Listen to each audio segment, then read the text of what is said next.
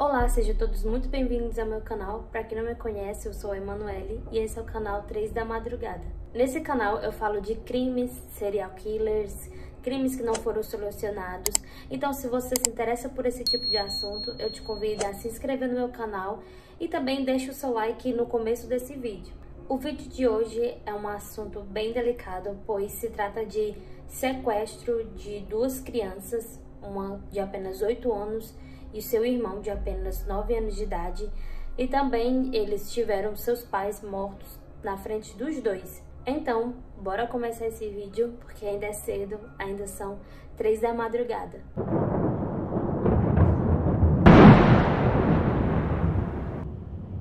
Chesta Groene, de apenas 8 anos de idade, ela morava com a sua mãe, que se chamava Brenda, e seu padrasto, que se chamava Mark.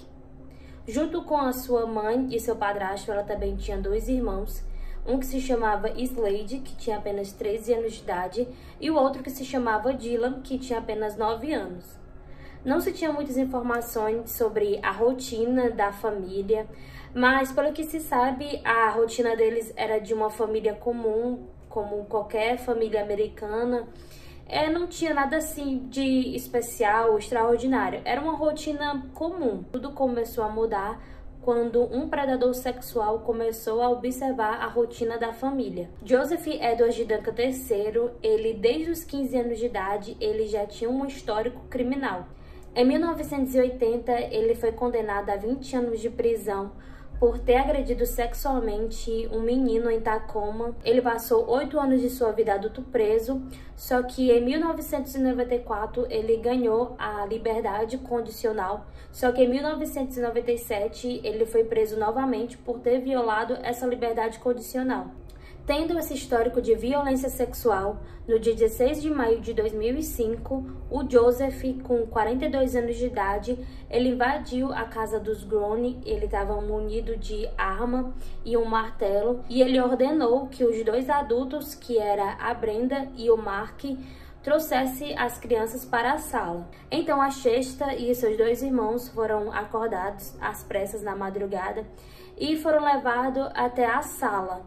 Lá, o Joseph começou a amarrar todos os membros da família para que eles não pudessem reagir ou tentar qualquer coisa. Porém, o Joseph, ele estava bastante descontrolado e, sem nenhum aviso, ele atirou em Brenda e Mark e também atirou no Slade, que era o irmão mais velho de Chesta e do Dylan. Joseph passou a morar em um acampamento junto com o Dylan e a Chesta, e esse acampamento ficava a cerca de 250 quilômetros da família Groene, da casa da família Groene, e ele passou a morar lá, e nesse acampamento não se tinha sequer energia elétrica. Esse seria apenas o início dos 47 dias que a Chesta e o Dylan passariam em cativeiro, comendo pouquíssimas refeições durante o dia e também sofrendo constantes abusos sexuais. No dia 17 de maio de 2005, um dos vizinhos notou o sumiço da família Groene e ele decidiu ir até a casa deles, e ele viu que a porta estava meio que aberta. Então ele entrou dentro da casa, e quando ele entrou, ele se deparou com uma cena horrível. Ele se deparou com a Brenda, o Mark e o Slade mortos. Assim que ele viu aquela cena, ele se deu conta que a Chesta e o Dylan não estavam lá na cena do crime. Então ele logo ligou para a polícia, e assim que a polícia recebeu o chamado, ele viu que os 2 estavam desaparecidos, e rapidamente a polícia emitiu o alerta Amber. O Joseph oferecia apenas frutas enlatadas para as crianças comerem, e elas eram obrigadas a dormir no carro dele junto com ele. E segundo a Chesta, o Joseph, ele chegou a amarrar ela em um tronco de uma árvore e deixou ela lá presa, sem comer, sem beber, durante 2 dias. Em um dia pela manhã, o Joseph falou para a Chesta e para o Dylan que ele levaria os 2 para casa, e logicamente as crianças ficaram bastante felizes porque eles iam voltar para casa, e os 2 começaram a se abraçar, o Dylan e a Chesta, mas infelizmente o Joseph estava mentindo sobre isso, e quando as crianças terminaram de se abraçar, Quando o Dylan saiu de perto da Chester, o Joseph deu um tiro nele que pegou em sua barriga e logo em seguida o Dylan caiu no chão. Logo em seguida que o Dylan caiu no chão, o Joseph se aproximou do seu corpo e deu um tiro em sua cabeça para garantir que o Dylan realmente iria morrer. Chester, que já tinha visto o seu irmão mais velho e os seus pais sendo mortos na sua frente e agora presenciando a morte do Dylan, ela ficou em estado de choque, ela ficou paralisada, mas o Joseph obrigou a Chester a arrastar o corpo do seu irmão e também a atear fogo nele. E isso causou um trauma tão grande na Chester que ela passou dias sem se comunicar, ela não falava nada, ela só respondia o Joseph com acenos de cabeça, tipo, ou ela falava sim ou não. Ela conta no seu depoimento que ela tinha um medo extremo do Joseph e como os dois mudavam de acampamento a cada 2 dias ou 3 dias, era impossível ela ter contato com outras pessoas que pudessem ajudá-la. Com esse medo excessivo e também não podendo pedir ajuda a ninguém, a Chester começou a concordar com tudo que o Joseph falava.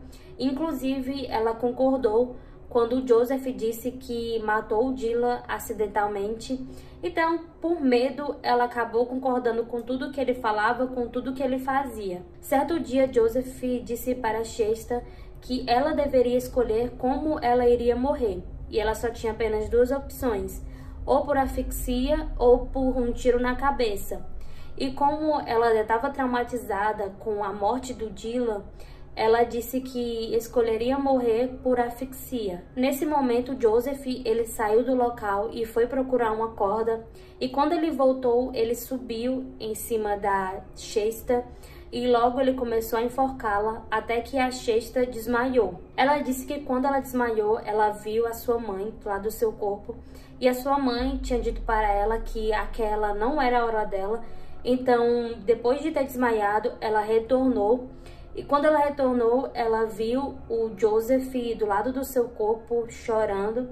E ele disse para ela que não tinha coragem de terminar o serviço, terminar de matá-la, pois ela tinha chamado ele de Jet, que era um apelido dele na infância. No mesmo dia, o Joseph perguntou para a Chester se ela tinha vontade de conhecer a mãe dele, e ela respondeu que sim. E logo em seguida, os dois seguiram viagem e o Joseph e a Chester pararam em um posto de conveniência, em um posto de gasolina. Então, os dois foram flagrados pela câmera de segurança do local. Em 2 de junho, o Joseph levou a Chester para almoçar em um restaurante na estrada. Só que nessa altura, o alerta Amber já havia se espalhado por toda a região, por todo o país. E o rosto da Chester e do Dylan já tinha sido divulgado. E do lado de fora do restaurante havia 2 homens fumando. E quando a Chester viu esses 2 homens, ela começou a ter um contato visual intenso com os dois. E logo eles viram que se tratava da menina desaparecida e eles dois entraram em contato com a gerência do restaurante. A polícia foi acionada e por 10 minutos que se seguiam até a polícia chegar no local, a garçonete do local, que se chamava Amber, ela manteve tanto Joseph como a Chester ocupado. Ela oferecia milkshake, batata frita e até chegou a oferecer lápis de colorir e papel. E Joseph não se desconfiava de nada. Assim que os policiais entraram no estabelecimento, o Joseph percebeu que ali já seria o final de tudo. Ele não teve resistência à prisão e a polícia chegou para Chester, perguntou qual era o seu nome. Mesmo com a polícia lá apreendendo Joseph, ela ainda tinha bastante medo dele. Então, quando a polícia perguntou o seu nome, ela olhou para Joseph e ele disse para ela que ela podia falar a verdade e podia dizer o nome dela. E assim, a Chester confirmou que ela era a garota que estava desaparecida. Todos os crimes de Joseph estão ligados diretamente à pedofilia. E também a polícia descobriu que ele mantinha um blog, que ele era uma pessoa anônima e ele descrevia a sua rotina de pedofilia e crimes sexuais e como ele sentia prazer de fazer aquilo. E em 2008, o Joseph foi a julgamento e ele foi condenado à pena de morte. E em seu depoimento, o Joseph relatou que assim como ele fazia com as crianças que ele abusava sexualmente, ele também tinha sido abusado sexualmente na infância. Em 2020, o Joseph foi diagnosticado com glioblastoma, é um câncer no cérebro no estágio 4, e quando ele recebeu esse diagnóstico, ele recusou toda a quimioterapia e a radioterapia, e por ele ter recusado o tratamento, os médicos disseram para ele que ele tinha apenas 6 a 12 meses de vida. E no dia 28 de março de 2021, aos 58 anos de idade, Joseph Duncan veio a falecer em decorrência do câncer. Chester Gruen, ela passou muito tempo fugindo da mídia e fugindo de tudo que aconteceu com ela. Ela não queria falar sobre o que aconteceu, só que nesse ano ela decidiu dar um depoimento e ela falou que levava uma vida normal. Ela era uma mãe de 5 filhos e que tinha uma rotina normal como uma mulher comum. Só que ela seguia traumatizada com tudo aquilo que aconteceu e ela levou um bom tempo para se recuperar de tudo aquilo. Ela, na fase adulta, ela teve algumas dependências químicas por tudo aquilo que aconteceu, só que hoje ela se mantém limpa e também ela mantém uma rotina normal para poder criar os seus 5 filhos. Esse é o caso de hoje, eu espero que vocês tenham gostado.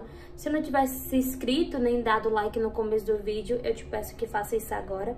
Até um próximo vídeo, beijo e tchau!